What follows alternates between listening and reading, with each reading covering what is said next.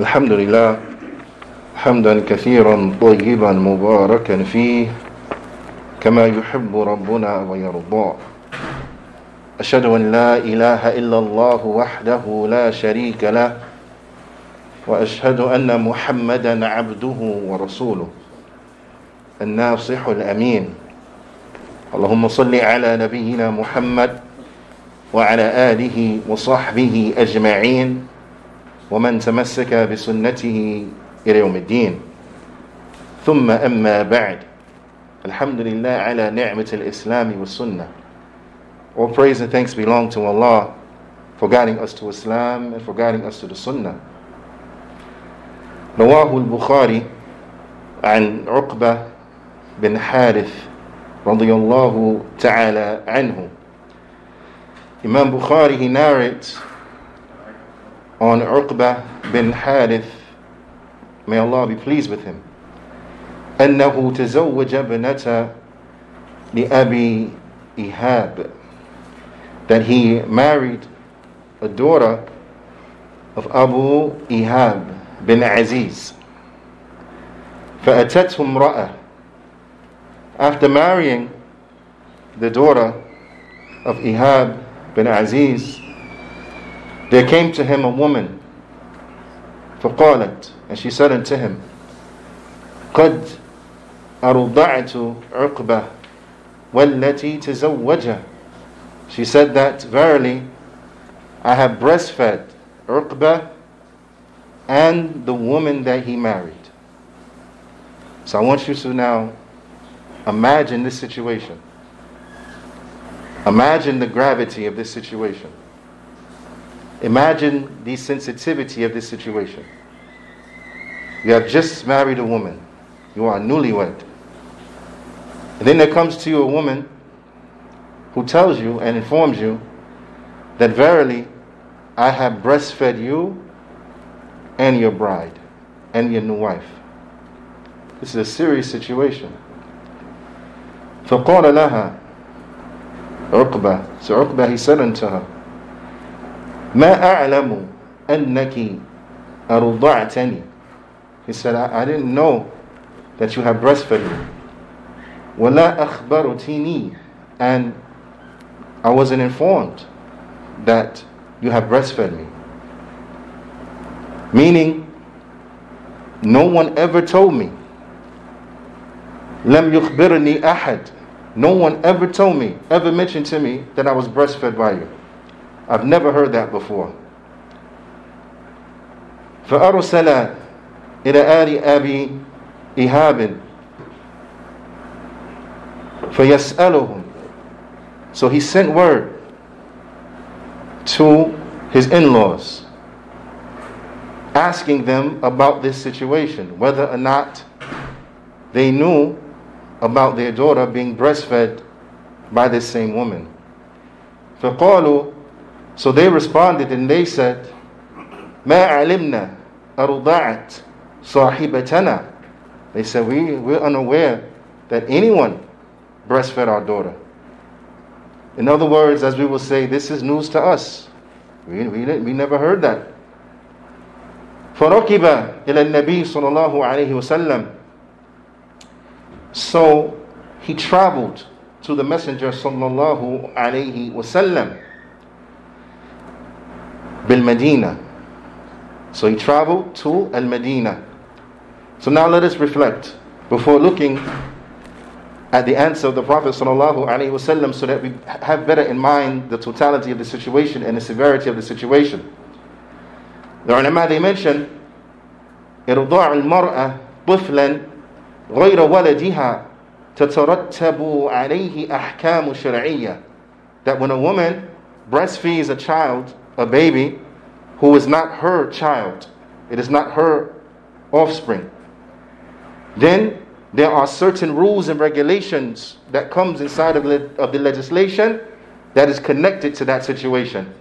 فإنه يحرم من الرضاع ما يحرم من النسب, because what is prohibited from by lineage is also made prohibited by breastfeeding. And this is according to the hadith of the Prophet sallallahu alaihi wasallam, where the Prophet sallallahu alaihi wasallam, he said, يحرم من الرضاع ما يحرم من النسب. Hadith متفق عليه. That breastfeeding, it will prohibit the same things that lineage will prohibit. So the boy child becomes a mahram for the woman who breastfeeds him. This is something, as a side point, that I want us to seriously reflect on, because there's a lot of benefits in this, especially those individuals who have accepted Islam and they may be the only Muslim in their family. So female sisters in this situation, her maharim are limited. Those males who can interact with her without restriction, they are limited, because the mahram, he can never marry the woman. So he becomes like her child, as if she gave birth to him. And she, for him, is like his mother. I want you to reflect on the benefits that are contained therein. This individual who can travel with her to Hajj or to Umrah, this individual who can help her in her day-to-day life, there's a lot of social benefits that are connected to this. So this is something that I will urge those who have accepted Islam, those who are perhaps the only Muslims in their family, or there are a very low number of Muslims in their family, very limited when it comes to maharim, those men who can look after them and take care of their affairs, to seriously reflect on this and to seriously consider breastfeeding children.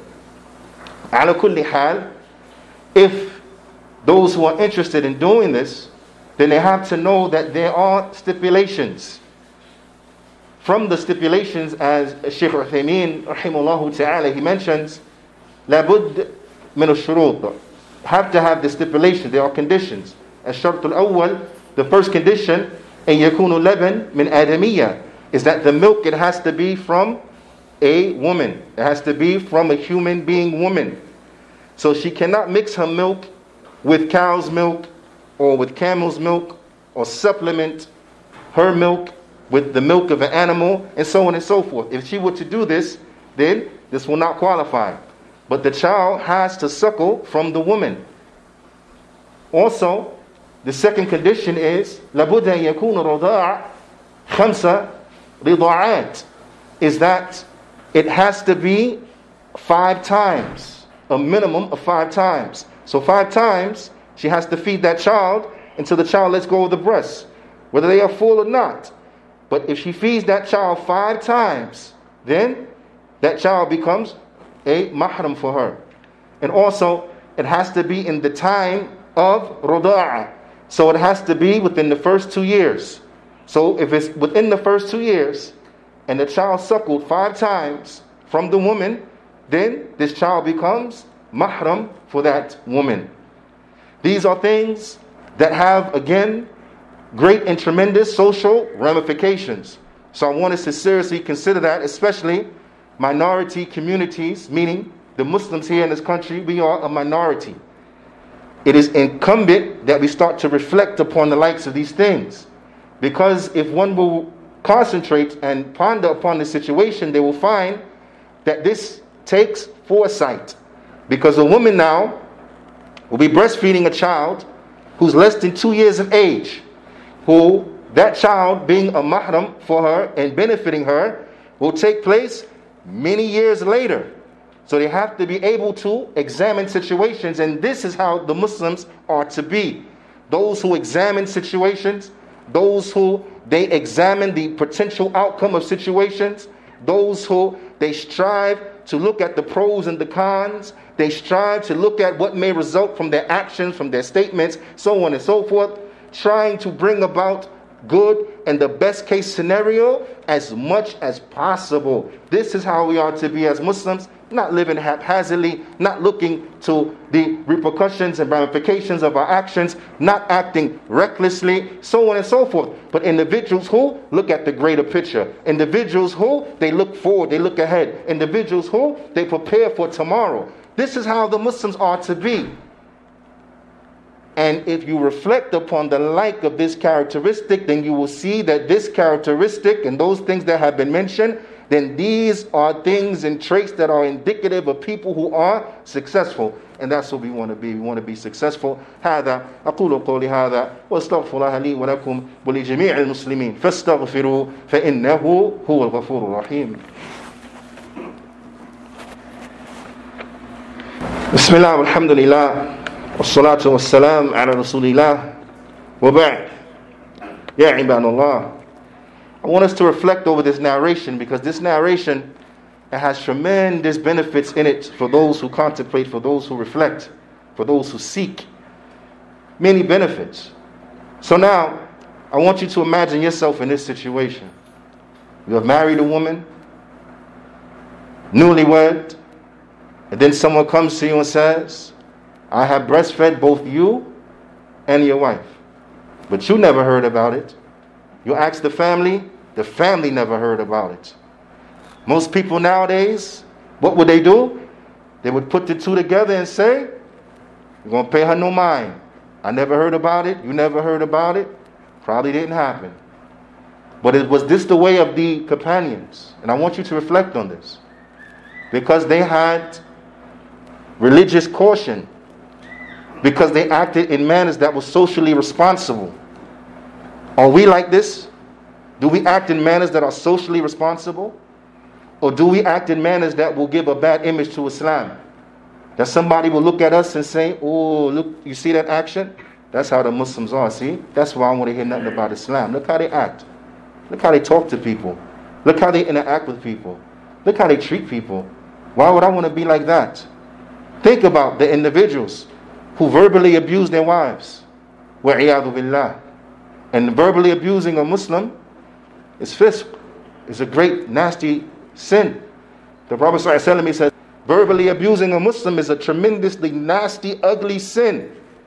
And fighting and killing him is disbelief. So now reflect on those individuals who verbally abuse their women because they're so reckless. And then think about the ones who add and compound to that and they verbally abuse their women in public. Look at the image that gives to Islam. A man verbally abusing his Muslim wife who is dressed like a Muslim, clear for everyone to see. Do you think the passerbys will look at that and say, oh, I want to be a Muslim now? Of course not. Think about the flip situation. The woman who verbally abuses her husband in public. So many sins, subhanAllah, look at this. Gives a bad image to Islam. So we have to be mindful of how we act. على كل حال. أين نحن من هؤلاء? How far are we from them? Uqba radiyallahu ta'ala anhu, when this situation happened and he wanted to refer to the Prophet sallallahu alaihi wasallam, it wasn't like nowadays, right? When we have an issue, right? They can be all the way on the other side of the earth. We call on the phone immediately. Easy, right? Or we can get in our car, go a couple minutes, and we at the masjid. 10, 15 minutes, half an hour, we at the masjid. Talk to somebody. Easy, right? Uqba radiyallahu ta'ala anhu, he lived in Mecca. And this was after the hijrah. So in order to speak to the Prophet sallallahu alaihi wasallam, he had to do what? He had to go all the way to Medina. And that's what he did. He went all the way to Medina. So one of the things that we extrapolate from this hadith, one of the benefits is the legislation of traveling to seek knowledge. He had to seek that knowledge. Also, look at his patience and fortitude. Because the wuquf al-amr, in order to put the issue to rest, he did what? He traveled all the way to Al-Madinah. And when he met with the Prophet sallallahu alaihi wasallam, and he explained what had happened, and he asked the Prophet sallallahu alaihi wasallam, قال النبي صلى الله عليه وسلم كيف وقد قيل. He said, how are you going to continue in what's been said has been said? That's all he mentioned. How are you going to continue in what has said has been said? Meaning, the ulama, they mentioned that the Prophet sallallahu alaihi wasallam, he was telling him, how are you going to continue? وَقَدْ قِيلْ إِنَّهَا أُخْتُكَ مِنَ الرَّضَاعَةِ. How are we going to continue in this marriage? And it's been said that this is your sister from breastfeeding, from suckling. وَذَلِكَ بَعِيد مِنْ الْمُرُوءَةِ وَالْوَرَعِ. And this is something that is so far remotely, so far-fetched for an individual who is socially responsible and has religious caution. They will never just haphazardly go upon this, and this has been said. وَعِيَاذُ بِاللَّهِ. So with that being the case, what did Uqba do to his new wife? In light of this situation, what did he do? فَفَارَقَهَا وَنَكَحَتْ زَوْجًا غَيْرَهُ. So he let her go, and then they married other people. One of the benefits we get from this hadith that I really want us to reflect on is religious caution. Because it has been said, even though he never heard about it, even though the family don't recall, never heard about it, because the woman came and said, no, I breastfed both of you. Her testimony was taken into consideration and given credence. So for those who say that the Muslims don't care about the women, don't care about their opinions, treat them like they're second-class citizens, debase them, humiliate them, put them down, we see this is not the case. The Prophet ﷺ, he gave credence to her words. So much so that when Uqba asked about the situation, he ﷺ, he said, كَيْفَ وَقَدْ قِيلَ. How are you going to continue? And this is what she's saying. How are you going to continue? And this has been said. Because the woman's words were given credence. Because Islam, it teaches what? To have utmost respect for the woman. To have the utmost of respect for the woman. And to treat them in the best of manners possible. To give to them and to show them everything that is good. This is what Allah Ta'ala commands the men to do. To interact and live with their wives upon good, ma'roof, everything that is good. And the way you talk to her, the way you treat her, so on and so forth. Giving her gifts, giving her kind treatments. If her feet hurt, massage her feet. If her back hurts, massage her back. Treat her good. If she don't feel good today, you cook. You don't know how to cook? Then you order some food. This is good treatment.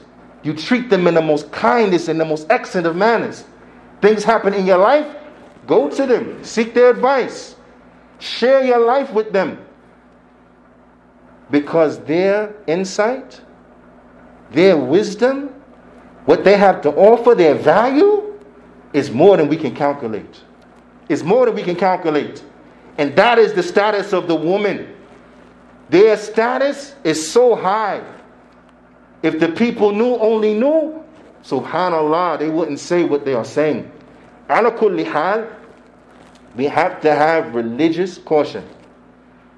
He left this marriage out of fear of falling into the doubt. Do we do things like that? Our money that we make, is every cent of the money we make clear from doubt? I want you to reflect on that. The Prophet ﷺ in the hadith where he told us that we will be debased and humiliated until we return to the deen. حَتَّى تَرْجِعُوا إِلَى دِينِكُمْ. Until you return to your religion. The symptoms that the Prophet ﷺ he mentioned that were before the Muslims, where they will be humiliated, is that what? إِذَا تَبَيَّعْتُمْ بِالْعِينَ. When you do interest-bearing transactions, when you start to deal with riba. I'm not talking dealing with riba straight up. No. But when you start to play these games and do things where it really don't seem like it's interest, but in reality it's interest. Because you put a commodity in the middle, it really don't seem like it's interest, but in reality what is interest? This is an indication that the Muslims will reach a point where they are not going to care how they get their money. Whether it's halal or haram, they don't care. As long as they're getting paid. That's going to be the mentality of some of the Muslims. So now I ask you, because this symptom is a symptom that when we see it taking place, Allah will humiliate us. And we will stay humiliated until we return to our religion. If we were to illustrate religious caution then we wouldn't have to worry about this. If it smelled like maybe, possibly, it might could be interest, we don't want nothing to do with it. I'm good. Take that. Keep that card. I don't want nothing to do with it. Keep that credit card. I don't want nothing to do with it. Because when you sign the contract, whether you pay a cent of interest or not, you have agreed to pay interest. So you have violated. You have agreed to pay interest, so you have violated. Be careful. Do we establish the likes of this religious caution? Is this Sahabi an example for us or not?